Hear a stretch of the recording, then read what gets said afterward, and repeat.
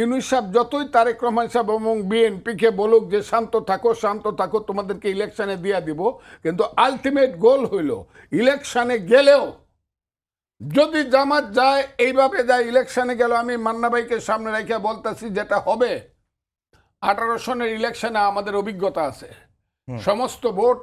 সমস্ত সমর্থন 90% সমর্থন মনে করেন একজনের পক্ষে, আমার পক্ষেই মনে করেন একটা এলাকাতে 90%।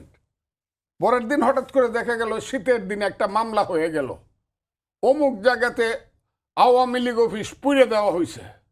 200 জনের নাম আমার 3 থানার, 500 জন অজ্ঞাত আসামি। এখন গিয়ে 1 মাস আপনি বিলের মাঝে গিয়ে সাতরান গিয়া পুলিশ মিলিটারি সব সুষ্ঠু ইলেকশন করার জন্য খালি বিএনপির কর্মীরা দৌড়াইব। ইলেকশন করবেন যদি মনে করে এই সরকার যতই তো নির্বাচন কমিশন সঠিকভাবে হোক, সরকার যদি মনে না করে যে ইলেকশন সঠিক করতে পারবে এবং ইউনূস সাহেব হল এটার পক্ষে, আমি বলি কেন, কারণ হবে এই কারণে সমস্ত জায়গাতে জামাতের প্রশাসন বৈশা আছে, সমস্ত বাংলাদেশ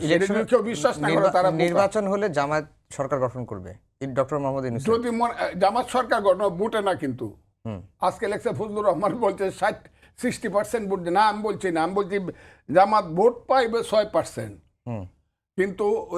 দেখাইও দিতে পারে যে 60% ভোট পাইছে, কারণ সমস্ত প্রশাসন, আমি আমার ব্যক্তিগত অভিজ্ঞতা থেকে যন্ত্রণা থেকে কইতেছি, 10 মাস যাবৎ কিশোরগঞ্জের প্রশাসনের যে যন্ত্রণা আমি পাইতেছি এটা অকল্পনীয়।